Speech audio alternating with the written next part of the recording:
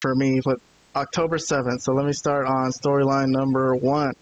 Let's see who's coming. Oh, well, so this is a continuation of the whole fake Diesel, fake Razor. I'm gonna put a link to the playlist. I've made a playlist, guys, of this whole story. So we've done like a few episodes, a few weeks of this. So by now they've already introduced the fake Razor and Diesel, and today Diesel, quote unquote, is facing Mark Mero.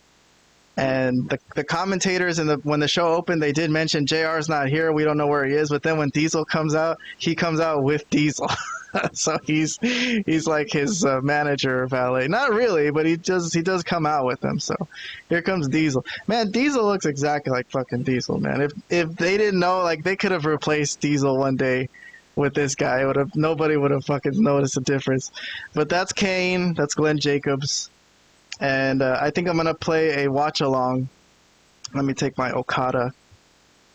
Sorry, I got a picture of Okada down there, the Continental Champion. Bye, Okada. Bye, Okada. But yeah, I'm going to play a watch-along of Razor Ramon's promo. So this guy, Razor... Yeah. This was ridiculous. Hey, yo. Yeah, this guy... what's his name? Rick Bognar, I guess? Something like that. I can't remember his real name. His real name is Rick Bognar. He has since passed on, unfortunately. God rest his soul. Yeah, recently. So here's Rick Bognar acting as Razor Ramon. As a matter of fact, Razor Ramon is standing by the bad guy. How do you like what you see tonight in Diesel? What do you think? Yeah, man. Big Daddy Cool is doing all right, Chico. But I think I'm going to take a closer. What does he mean, take a closer look? He's got a monster. That's so fucking ridiculous, dude. The facial inflections are ridiculous. The way his mouth was already open, the way his jaw was aligned when he was it was absurd. He looked insane. He looked insane. He looked like someone that was literally insane. But okay. It's hilarious, though. It's hilarious. I would love to interview this guy about doing this role. Oh my God! God rest his soul. I'm liking this, man. I don't know you. I think this storyline is fucking amusing as hell. But I mean, it's funny in retrospect. It is. Yeah, in retrospect. Only in retrospect is this funny. At the time, when this was happening, oh man, they were getting killed. They were definitely getting killed. Everybody was trashing this.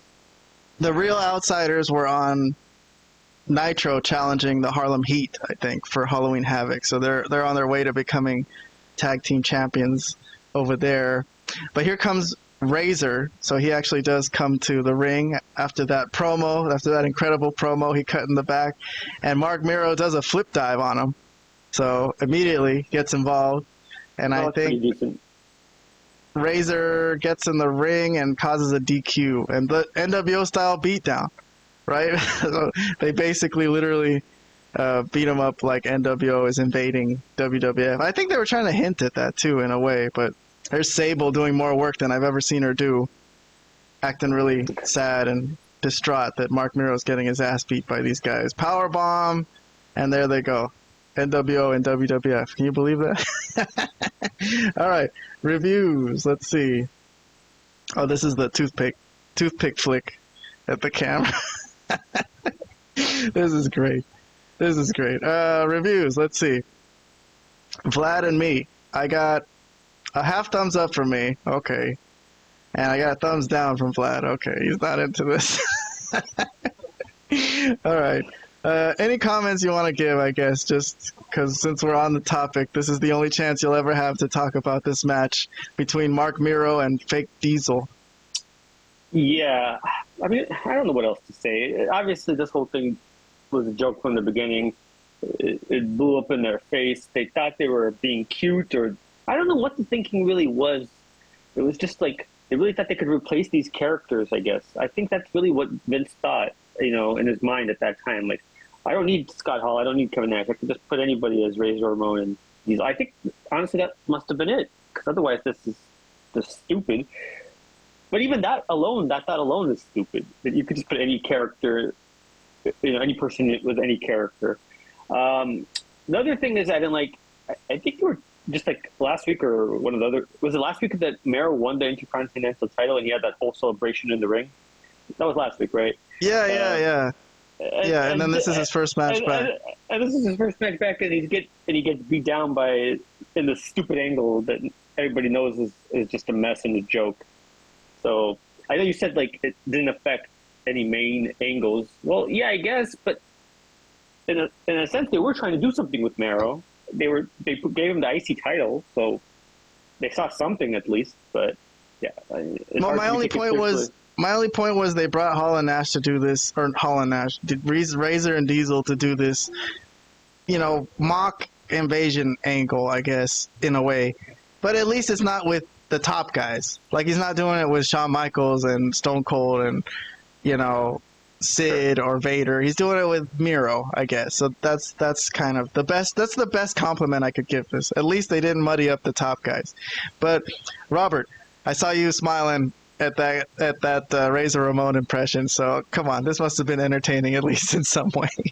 Okay, in retrospect, yes, but okay, all right. I'm trying to think of like if watching it at that time as it was happening, this was awful. Yeah, it was really, really embarrassing. All right, well, let me move on to the second storyline then. Let's see what we got. Not that many storylines. This is just an hour-long show, and a lot of them I'm just going to gloss over, so I'm not going to cover a lot of it in detail. But, this was a fucking funny promo. I think I should play some pictures from this. Vlad gave this one a thumbs up, if I'm not mistaken. I gave it a half thumbs up. Which is what? I don't remember. This is the Mr. Perfect video package. Oh, yeah. I love that. I've seen that package many times before. What the hell? You love this? I'm a big fan of Mr. Perfect. They just show this video package of Mr. Perfect just being too perfect, Robert, doing all kinds of things, playing basketball, hitting a home run. Oh, this one was funny. He threw a football, and then he also caught it on the other side. Like he threw it, and that's how perfect he is. He's like the quarterback and the wide receiver. He commentates. He's a great commentator. Looks great in a suit. Throws a strike. Yeah, I didn't even look at it, but obviously it's a strike. He does the Steph Curry thing where he just turns around without looking. Okay. Even on the what is it? Darts, even darts, center right in the middle. So, Mr. Perfect. He's facing Triple H in a couple weeks. So, I think, he's been stealing Triple H's women. So, I don't know. I thought this was a kind of funny, nice, lighthearted. So I mean, the gimmick of being perfect. He's very perfect. But I think that's a clever name. It's a good name. It's a good gimmick. But it's to me, he didn't really lose much by coming to WCW and not having Mr. Perfect as a gimmick. Like, he was still a really great wrestler. I think that was another example of them just thinking that Hennig didn't have much left in the tank, and again being proven wrong. That he had plenty. I mean, he had plenty in WCW, I felt. So, yeah, another example of just thinking like this guy's too old. Well, he's got from what I was reading, he's got about another month left here in WWF before he. That's what I'm trying to remember. This Triple H match even happened, and I can't recall it. You're saying he's going to face him in a couple of weeks. I don't know if he does. Yeah, they're announcing it like the return of Mr. Perfect. So yes, I guess it happens. Okay. I guess we'll get there. But I don't remember it. I have to be honest. Something happens. Yeah, they do run a little storyline here. There's a couple angles coming up, but we'll see that when we get to it. All right, next one on this one. I don't know if you guys had comments. You feel free to jump in, but otherwise, I'll move on to the third storyline. This is probably one that I'm glossing over today too. The Smoking Guns. I don't think I'm going to play anything from this. Do I have any images from here? What happened? This was a match between the Smoking Guns and the Rockers. And the Rockers. Which was Marty Jannetty and the New Rockers. The New Rockers. Marty Jannetty and who was it? Did I say it was Al Snow? I can't even remember who this was. Al Snow, but his name was like Leaf something or Leaf Ferris or something. Good God. Yes. I don't know. Billy Gunn is here. Billy Gunn has a crush on Sunny. Like, I guess his goal is to win the tag titles back so that she'll come back to the stable. Because, she left him when they lost the titles. So having a crush on Sunny is normal.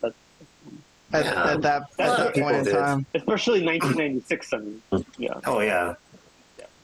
All right, well, this was a win for the Smoking Guns, Bart Gunn and Billy Gunn, the badass Billy Gunn, Mr. Ass as he's called. So As he will be called. yeah, Daddy Ass. All right, indifferent from both of us. He wasn't scissoring yet. There were no scissors at this time. Yeah. All right, nothing interesting going on here for us. So this is a dead spot in the show for a 1 hour show. That was kind of weak, right? And they're competing with WCW, so not much going on there. I got another storyline that I'm not really going to continue to talk about that deeply, but I don't really like this storyline. It's the one where Jerry Lawler, he already fought Jake the Snake at SummerSlam, but he's still trolling his ass from commentary, calling him a drunk, saying I heard he's drinking again and this and that. I don't know. This one's a little too realistic for me, especially knowing what happened to Jake, if they really need to keep going along with this. But any comments on that, Vlad, or should I move on? Nah, you can move on.